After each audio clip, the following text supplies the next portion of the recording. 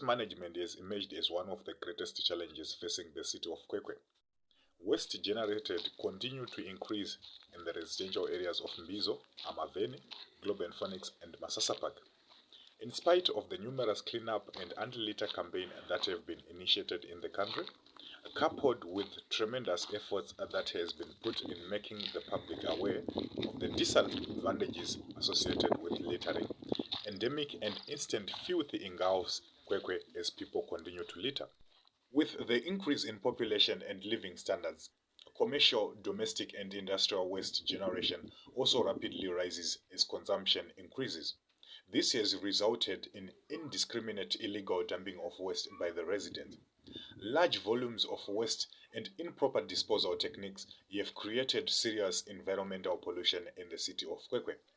In most parts of Mbizo, the word clean environment no longer applies, and it also seems as if it will never apply. A climate reality leader, Priyanka Naik, says the local authorities and the residents should play their part in decreasing litter. Over the past few years, litter has increasingly placed a huge burden on the Zimbabwean environment. We see it on the side of the roads, we see it overflowing from bins, and we see it dumped in fields. Local government, as well as individuals, can take on the responsibility to decrease the litter in all these areas. From the local government, what needs to be done is a mass education campaign on the effects of litter on the environment. From individuals, individual responsibility needs to be taken to educate oneself on how we can decrease litter. What can be done is an audit on litter. Which companies are producing the most litter and why isn't their product recyclable?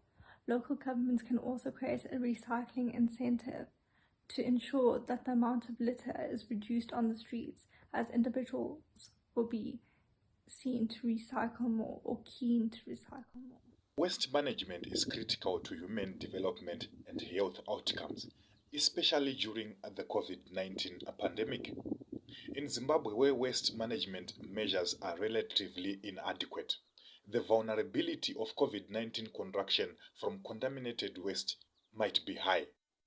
Tapiwa Prosper Chimbadzwa, the program's manager at Wildlife Conservation Action, says that littering during the COVID-19 lockdown has actually increased. He stated that there is need for local authorities to come up and combine or to partner with private sectors to come up with proper solutions that help to preserve the environment. The litter waste problem has become endemic in Zimbabwe, especially in the wake of COVID-19, where there is high consumption of plastics.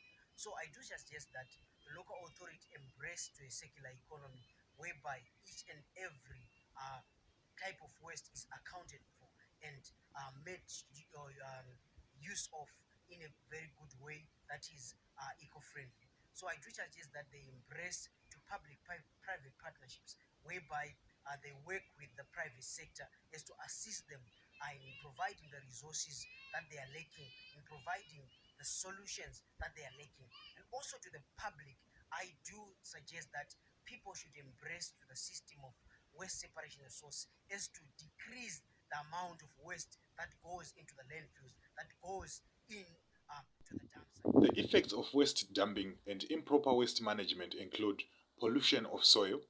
Waste can also leak hazardous chemicals into the soil and from there into our food.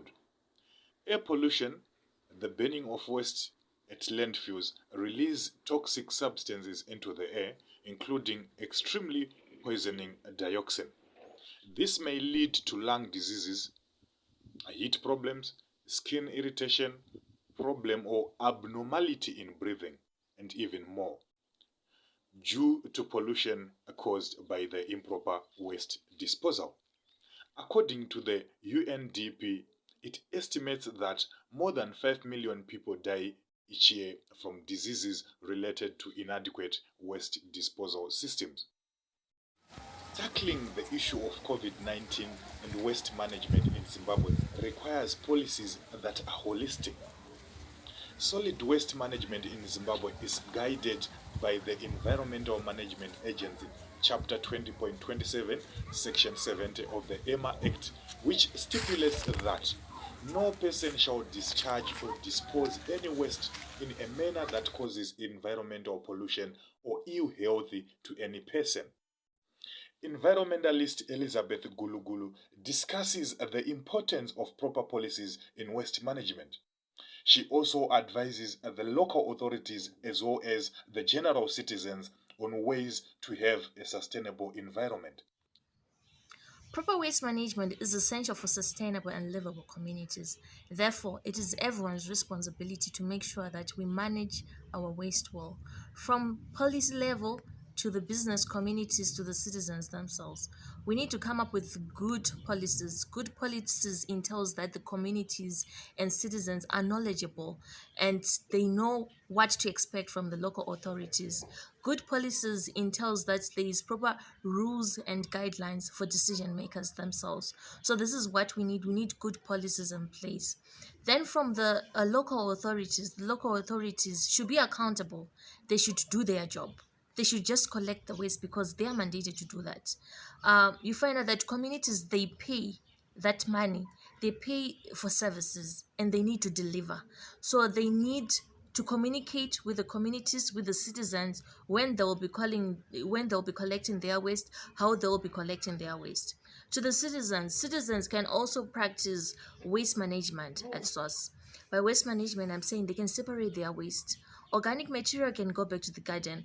Old banana peels, food waste, it can go to the garden and act as very good manure. The business communities should also play their corporate social responsibilities because at the end of the day, this is their waste that you are picking up each and every time in the urban cities, and they should put a bit of some effort to try and make sure that communities are empowered. Communities can be incentivized if they want to come up with waste management projects. It could be recycling, it could be making different kinds of ornamentals, different kind of things from the waste that is generated. Above all, we need to practice sustainable waste consumption. If we practice how we eat, if we practice how we buy food, how we eat, this also assists in reducing our waste. By that, I hope we can come up with a circular economy by 2030 if we work together.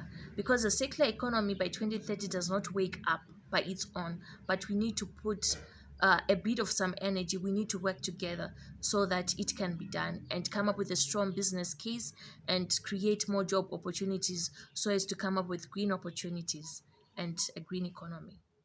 As citizens, we have a role to play in terms of managing our waste. Yes, it is also true that our local authorities have to do a lot, from crafting policies that work to refuse a collection. However, it is imperative for us to note that we should always try to recycle, to reuse, and to reduce most of the things that we use. This helps us to create a sustainable environment, thereby preserving Mother Nature. I'm Perseverance Javangwe for the Community Voices Zimbabwe.